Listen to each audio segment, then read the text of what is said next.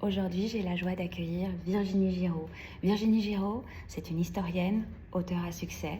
Elle en est à son 5e livre.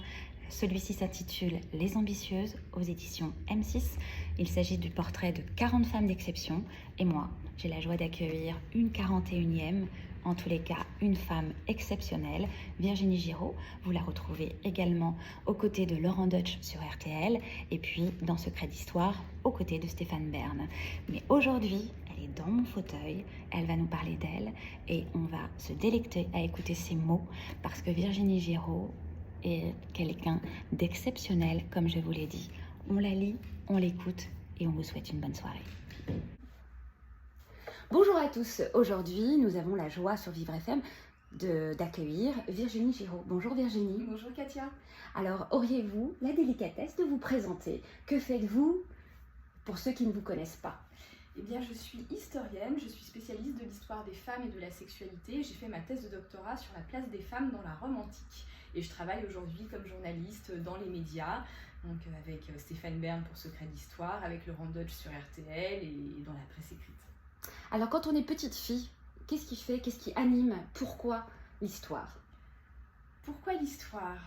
C'est venu tard en fait, c'est venu après que j'ai commencé une fac de droit, après le bac, et je me suis rendu compte que cet univers du droit n'était pas le mien, je trouvais ça extrêmement cynique, et je me suis rendu compte à ce moment-là que je collectionnais les documentaires sur la Rome antique, et je me suis dit mais c'est peut-être ça mon truc, et après avoir réussi ma première année de droit, j'ai dit ben, je ne continue pas, et je me suis inscrite en fac d'histoire, avec l'idée déjà en tête d'aller jusqu'au doctorat, de faire des recherches, d'apprendre à écrire, parce qu'en fait je voulais être écrivain depuis que j'avais 7 ans, et que j'en suis à 5 livres, donc ça va, je pense que j'ai à peu près atteint mes objectifs, mais on va continuer. Et donc voilà, la révélation est venue sur le tard. Et justement, est-ce qu'il y a eu, pourquoi la Rome antique, pourquoi en fait l'Antiquité? Est-ce qu'il y a eu quelque chose qu'est-ce qui a fait ce déclenchement?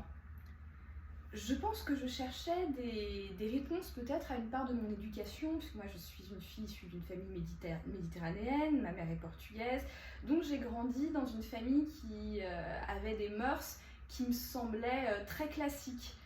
Et ces mœurs étaient héritées vraiment de l'Antiquité romaine, j'en avais l'intuition, et en travaillant sur cette période, je me suis rendu compte que mon intuition était tout à fait valide, et je me suis aussi rendu compte que l'Antiquité romaine était vraiment la grand-mère de notre société actuelle. C'est là que plongeaient nos racines culturelles, et qu'en les comprenant bien, on comprenait mieux ce que nous étions aujourd'hui, et en tant que femme, on comprenait aussi le chemin nécessaire à parcourir pour s'affranchir d'une société passablement inégalitaire, et donc ça me donnait peut-être aussi des outils pour être un peu rebelle. Alors Virginie, donc il y a toujours sur Vivre FM et dans cette chronique différentes parties, et on parle de l'enfance. Est-ce qu'on peut savoir où est-ce que vous avez grandi? J'ai grandi en banlieue lyonnaise, dans une ville qui s'appelle Rieux-la-Pape, qui est tristement célèbre aujourd'hui pour les émeutes urbaines qui s'y déroulent. C'était déjà un endroit qui était sur la crête hein, quand j'étais enfant. C'est un endroit duquel j'ai voulu partir très vite. J'ai compris que c'était un ghetto mental avant tout, c'est-à-dire un endroit dont on ne sort pas si on ne fait pas des projets très bien définis pour pouvoir le quitter. Donc j'écoutais souvent dans ma chambre la chanson de Jean-Jacques Goldman, Envole-moi, qui incarnait cette volonté de départ. Je savais que je n'y étais pas à ma place et qu'une vie m'attendait ailleurs. Alors quand on est enfant, il y a toujours une première fois. Est-ce que vous pouvez nous dire la première fois, le premier professeur qui a compté pour vous? Le premier professeur qui a compté pour moi, j'ai pas eu de grands professeurs qui ont marqué un tournant dans ma carrière scolaire comme on a eu Camus, c'est un regret. Moi j'ai toujours été l'enfant à qui on disait tu as les moyens de t'en sortir toute seule. Donc finalement celle qu'on laissait de côté parce que j'étais pas assez gratifiante quelque part pour des professeurs qui avaient envie d'être des sauveurs. Donc je me suis beaucoup débrouillée toute seule. Après j'ai eu des connivences particulières avec certains profs qui voyaient que j'avais un petit peu de talent. Je pense que le professeur qui m'a le plus marqué, c'était mon directeur de thèse, Yann Le Bohec, donc avec qui je suis toujours en contact aujourd'hui, avec qui comme j'ai partagé 4 ans de ma vie, hein, puisque ma thèse a duré 4 ans, et qui a été un professeur formidable parce que je ne l'ai pas emmené sur sa zone de confort. C'est un spécialiste de l'armée romaine. Moi je suis arrivée en disant que je voulais travailler sur les femmes, il m'a dit bon si vous voulez on va constituer une équipe autour de vous. Et il m'a appris l'esprit critique, la liberté, et surtout il m'a dit une phrase que je n'oublierai jamais. Il m'a dit: vous avez le droit de ne pas être d'accord avec moi si vous avez des arguments. Et je pense que c'est la plus belle leçon que j'ai reçue de ma vie. La première femme qui a compté pour vous? La première femme qui a compté pour moi, je crois que je vais dire que c'est l'impératrice Agrippine, donc la mère de Néron, dont je suis la biographe, puisque c'était l'objet de mon deuxième livre. Et je crois que, étant adolescente, j'ai dû tomber sur un documentaire, un docu-fiction sur Arte, je pense, qui montrait la vie d'Agrippine, mais j'avais pas encore bien compris ce que c'était. C'était une femme dans l'Antiquité qui voulait s'affranchir, qui était prête à tout pour y arriver. Et je crois que ça m'a marqué, c'est resté en moi. Et plus tard, quand j'ai compris que cette femme, à travers mes études, c'était Agrippine, elle m'a intéressée de plus en plus.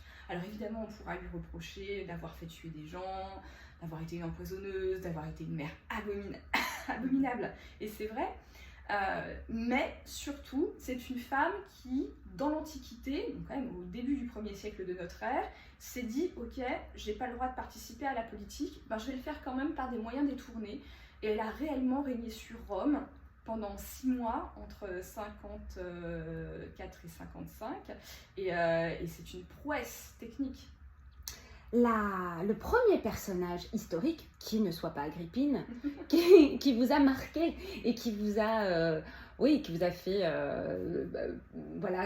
rêver, qui ne soit pas Agrippine. Qui ne soit pas Agrippine, du coup. Qui m'a fait rêver en personnage historique. Tout ça, c'est venu tard. Mes chouchoutes de l'histoire sont venus tard. Je pense qu'il y a un peu... Ouais, je vais faire la fille de base. Jules César est intéressant. C'est l'homme avec qui on a envie de partager une vie. C'est un conquérant viril, avec un sens de l'érotisme, avec un sens de l'esthétique et un leader politique. Oui, c'est l'homme qu'on a envie d'avoir pour amant. La première fois, ou la fois, où vous êtes dit: je ne suis plus une petite fille. Ça aussi, c'est venu tard. Souvent, je me suis posé la question: quand est-ce qu'on se sent femme? C'est venu dans le courant de la trentaine. C'est venu, certes, après la maternité, mais ça n'a pas été le point décisif. C'est le moment où j'ai eu le sentiment que j'étais bonne dans mon métier, que j'étais reconnue pour mon talent. Donc, c'est venu vraiment dans le courant de la trentaine. Alors Virginie, on parle aussi beaucoup dans cette émission de la vieillesse, des liens intergénérationnels. Est-ce que vous avez connu vos grands-parents? Et si oui, est-ce que vous pourriez les évoquer avec nous? Qui ils étaient, ce qu'ils faisaient? Et peut-être si un de ces grands-parents vous a en particulier marqué et apporté des choses et des valeurs. Alors j'étais très proche étant enfant de mes grands-parents maternels qui m'ont presque élevée jusqu'à mes 10 ans. Donc j'avais un lien très fort avec eux. Ma grand-mère qui était une sorte de mère de substitution, beaucoup dans l'affection, qui n'était pas du tout dans l'éducation normative, mais qui était celle qui prenait soin de moi, qui préparait mon goûter, qui me caressait les cheveux pendant des heures. Enfin voilà, c'est vraiment la personne qui m'a donné de la tendresse. Et mon grand-père qui a été l'homme qui m'a éveillée intellectuellement. Il n'avait pas de petit-fils, donc pour cet homme méditerranéen, je pense que c'était un manque. Donc, il m'a donné ce qu'il aurait certainement voulu donner à un petit-fils. Je ne sais pas si c'est conscient. Pour mon grand-père, une femme, en gros, ça tient sa place de femme, même si ce n'est pas du tout un phallocrate. Mais il considérait que moi, j'avais une place à part et que je devais étudier plus que les autres, je devais voyager plus que les autres, je devais suivre ses pas parce qu'il avait été marin dans la marine portugaise il a fait le tour du monde pendant 2 ans. Donc il m'a transmis une curiosité intellectuelle, il m'a transmis une certaine rectitude morale, le goût de l'étude. Je pense qu'il m'a jamais dit cette phrase comme ça, mais c'est comme ça qu'elle s'est gravée: fais des études si tu veux devenir quelqu'un. Donc voilà, je pense que ça c'est fait, c'est bon. Et donc je reste très attachée à mes grands-parents. Ma grand-mère est décédée aujourd'hui, donc elle est décédée il y a quelques années. Elle est décédée d'un cancer. Ma famille m'a tenue à l'écart parce que j'étais enceinte à ce moment-là et ne voulait pas que je sois présente pour la voir se dégrader. Donc j'ai accepté cette idée, mais néanmoins je lui ai écrit une lettre dans laquelle je lui disais que je n'oubliais pas tout ce qu'elle avait fait pour moi et que je l'aimais et qu'elle avait une place dans ma vie. Et du coup, il n'y a pas trop de regrets parce que je me suis dit, ce qui devait être dit a été dit.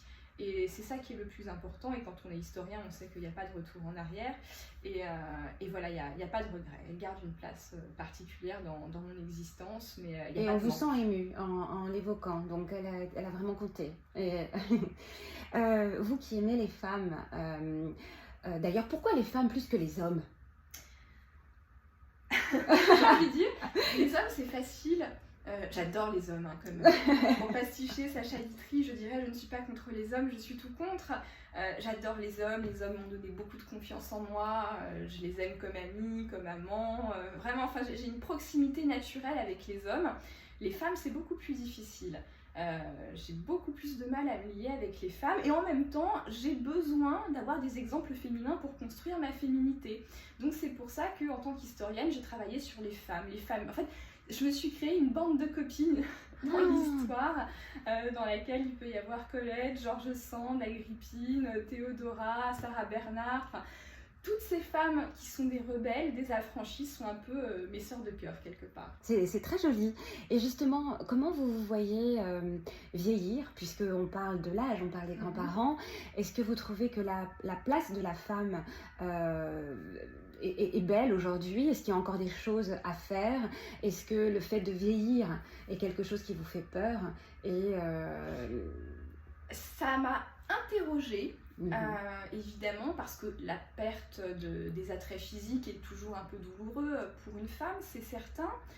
Après, néanmoins, quand j'ai commencé à comprendre que l'érotisme et le désir ne s'arrêtent jamais, et j'ai la chance de connaître personnellement Catherine Robbe-Grillet qui a 94 ans et qui reste une femme avec un érotisme et un magnétisme incroyable, et ben finalement, je suis prête à accepter tous les âges. Et puis, il y a quelque chose qu'on ne dit jamais aux jeunes filles, ou trop peu, c'est que la jeunesse, c'est nul. Dans la jeunesse, on est jolie, c'est facile, on ne fait pas attention à ce qu'on mange, on ne fait pas de sport, mais on se connaît très mal, on est plein de complexes, et puis plus on vieillit, plus on apprend à s'aimer tel que l'on est, à avoir une certaine mansuétude envers soi. On est plus à l'aise dans ce qu'on est, on a plus de charisme aussi, je pense, on est plus aligné. Et puis la séduction ne s'arrête jamais, donc ça ne m'inquiète pas plus que ça, à part peut-être la mauvaise santé évidemment qui ferait peur à n'importe qui. Mais bien vieillir est un art, et c'est un art auquel je veux accéder en tant qu'épicurienne. On a bien compris, Virginie, que vous êtes une grosse travailleuse, mais j'aimerais savoir si vous croyez cependant au destin ou au hasard.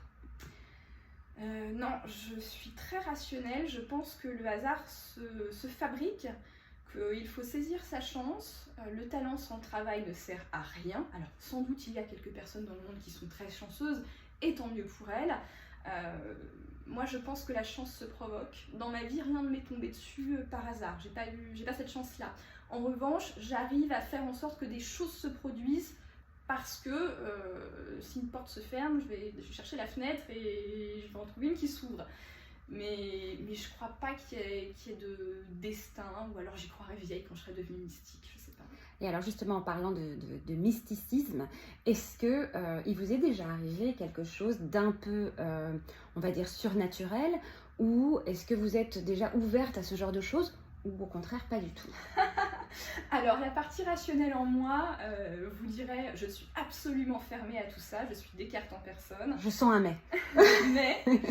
mais il y a une partie curieuse de moi qui pense qu'on ne comprend pas tout. Ce sont des choses qu'on ne comprend pas en fait, qui nous échappent. Et pour la petite anecdote... on adore les anecdotes. Quand ma grand-mère est décédée, le jour de son enterrement, mon MP3, mon lecteur MP3 s'est bloqué sur une chanson, mais vraiment je ne comprenais pas, impossible de changer de chanson, une chanson espagnole dont les paroles sont Piensa en mí, donc pense à moi, et les paroles si ça ne va pas, pense à moi, je serai là, voilà bon. Et le lendemain, mon lecteur de podcast refonctionne normalement. Je ne m'explique pas ça, mais c'est rigolo. C'est rigolo, puis c'est joli. Est-ce que Virginie, vous êtes, puisque vous savez que Vivre FM défend toutes les causes, on défend des associations, on défend la différence, et j'adore le répéter à chaque interview. Est-ce que vous êtes marraine d'une association, ou est-ce que vous défendez, ou est-ce que vous avez envie de défendre des causes? Est-ce que vous pourriez nous en parler? je ne suis dans aucune association, je ne défends aucune cause. Après, je suis naturellement engagée dans une forme d'émancipation féminine à travers mon travail. Je crois que les femmes ont besoin d'entendre qu'aujourd'hui nous sommes libres, qu'aujourd'hui nous pouvons faire ce que nous voulons. Et j'essaye vraiment, à mon modeste niveau, d'emmener une forme de joie dans la féminité qu'on n'entend pas dans les médias ou dans les réseaux sociaux aujourd'hui. Les femmes sont une partie des femmes sont très en colère, et il y a une autre partie des femmes qui ne se reconnaissent pas dans ce discours, qui sont sereines, qui aiment leur vie, qui sont à l'aise dans leur basket. Et parce que je prêche des convaincus, c'est peut-être à elle que je parle le plus finalement. Mais j'ai envie de transmettre de la joie à travers mon travail et de dire que tout est possible. Quand j'entends les gens qui disent oui, mais la charge mentale, vous vous rendez compte? Vous savez, moi, la charge mentale, j'ai arrêté il y a 10 ans en fait. Voilà, le ménage n'est pas ma priorité, les courses, c'est pas ma priorité. Voilà, mais ce sont des choix de vie.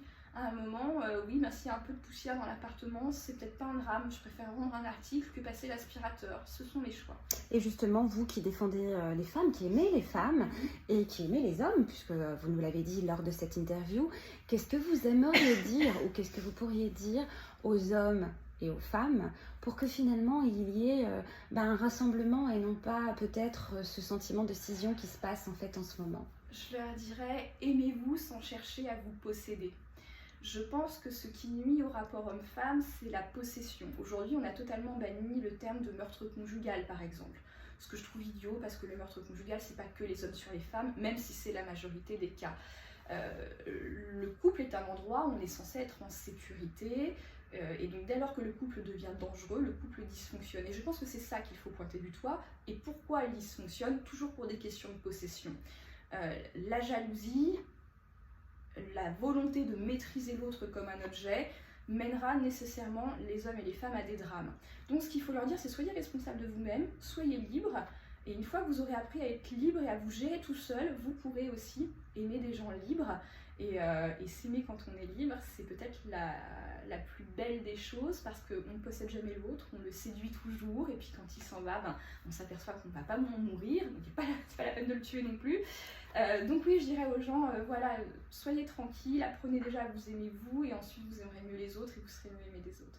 Quels sont vos rêves, Virginie? Comment vous vous voyez dans 10 ans? Où est-ce que vous aimeriez vous voir dans 10 ans? Encore 10 ans, 20 ans, 30 ans, parce que vous êtes jeune, donc... J'ai 38 ans.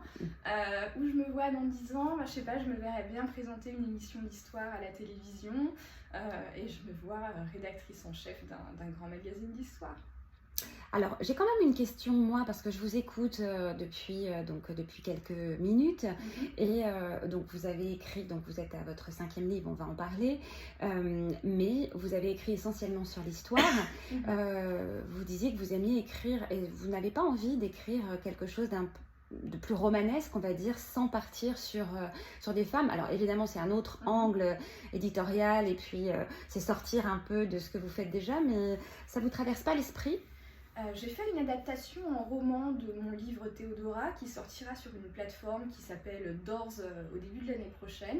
Donc ça reste de l'histoire, mais là où je me suis donné l'opportunité de raconter le personnage de Théodora en remplissant les creux de l'histoire. Donc c'est assez... moi je me suis beaucoup amusée en tous les cas. Est-ce que j'ai écrit... Pardon. Est-ce que j'ai envie d'écrire de la fiction? Oui, bien sûr, ça me titille comme tout le monde. Oui, bien sûr, j'ai des idées plus ou moins abouties. Après, je me verrais pas écrire dans la peau d'un homme, par exemple.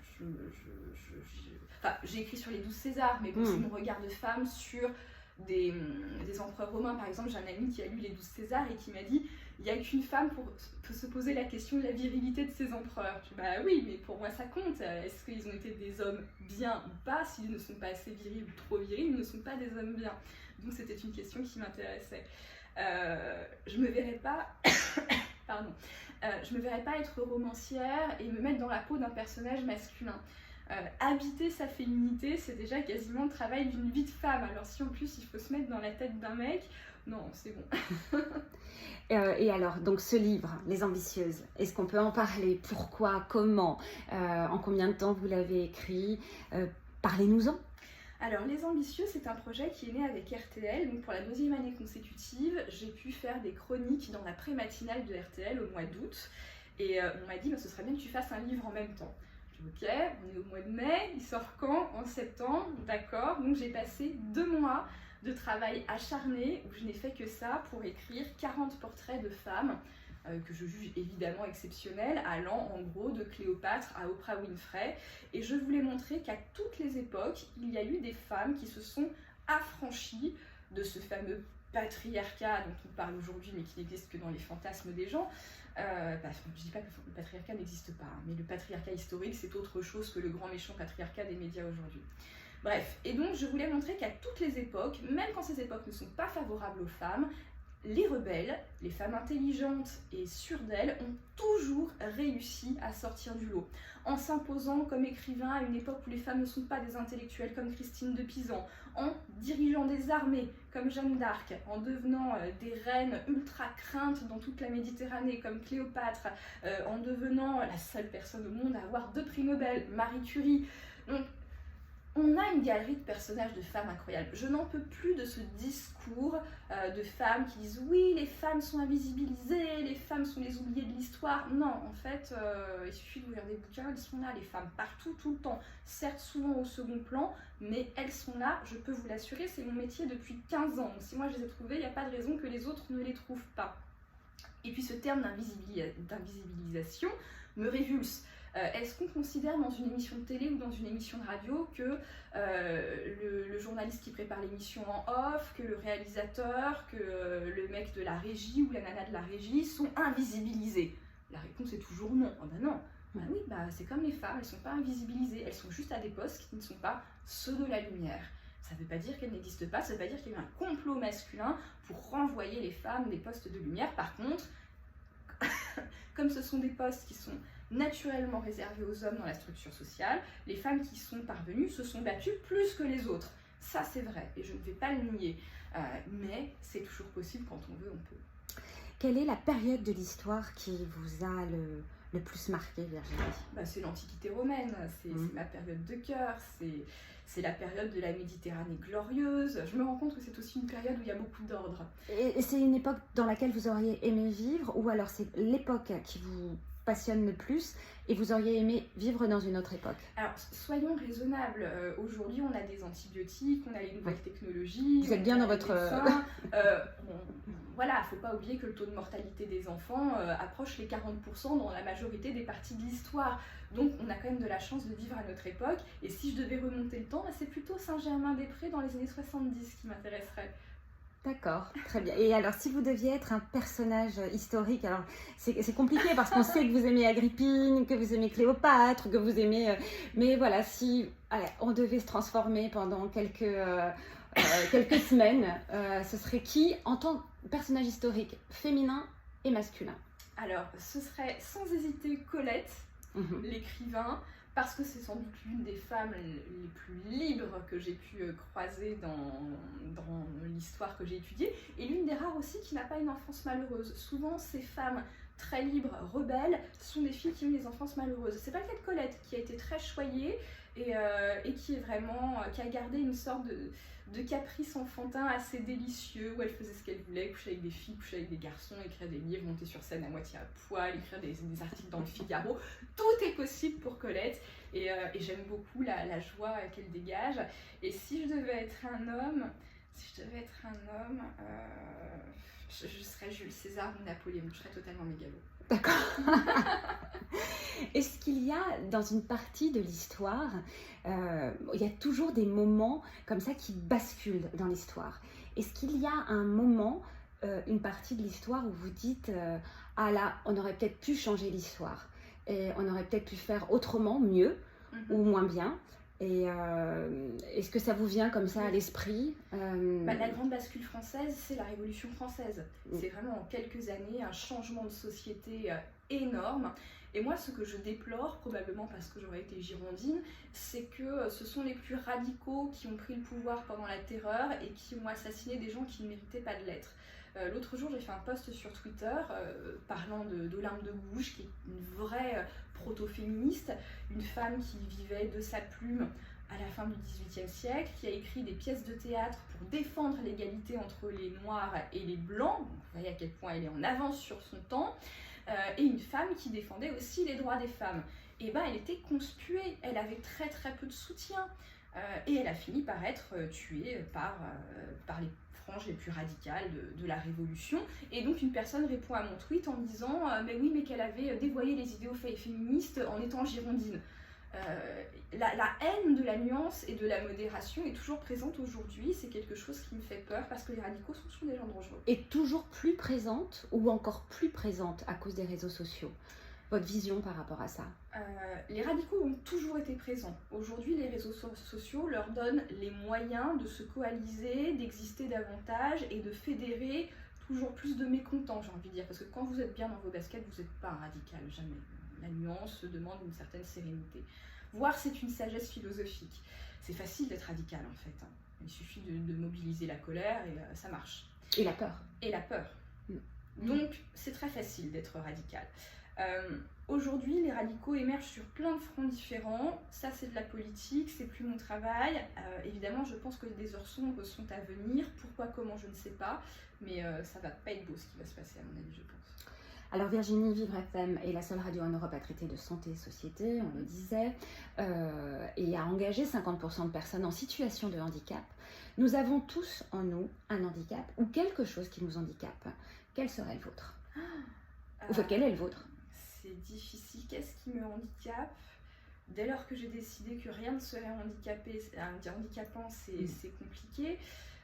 C'est une très jolie réponse aussi, même pour les personnes en situation de handicap ou handicapées. Bien sûr, parce que je pense que le handicap, à moins d'être cloué dans un lit pour des raisons médicales et que vous ne pouvez pas bouger, bon, bah, bien sûr c'est compliqué. Et encore que, il y a des gens qui disent à quel point ils sont capables de s'évader dans leur tête.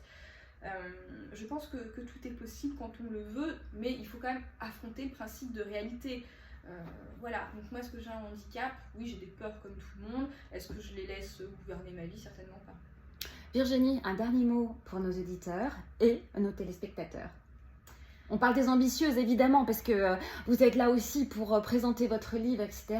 Et bien sûr, on va en faire une jolie promo, mais on voudra un dernier mot. Même si on a envie de passer beaucoup plus de temps parce que vous êtes passionnante, Virginie. Merci, Katia.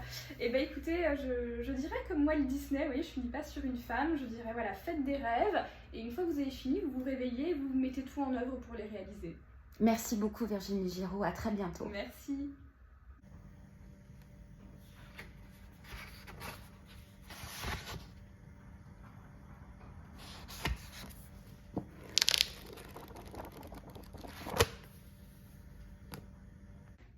Alors pour tout vous dire, le livre de Virginie Giraud, j'avais beaucoup de mal à le lire parce que la couverture est tellement jolie que j'avais peur de l'abîmer. Alors Virginie, quand je lis tes mots au fil de ces pages, j'y prends grand soin. Et puis je voulais te remercier pour le mot que tu m'as offert. Il me touche énormément, il me va droit au cœur et moi aussi je voulais te dire que tu comptes pour moi et que je suis heureuse et fière de te connaître depuis toutes ces années. Je me souviens de notre rencontre dans ce musée, de nos échanges et tu étais déjà une femme exceptionnelle et je suis heureuse de voir ton parcours, de le suivre et tu es en train de devenir une femme d'exception. Alors merci de faire partie de ma vie et puis finalement on va finir par croire au destin. Voilà, continue comme ça, je suis fière de toi et surtout tu as le cœur, le même cœur que je t'ai connu il y a quelques années. Il est pur, il est doux et voilà, donc il est exceptionnel comme toi. Je t'embrasse et je vous embrasse tous.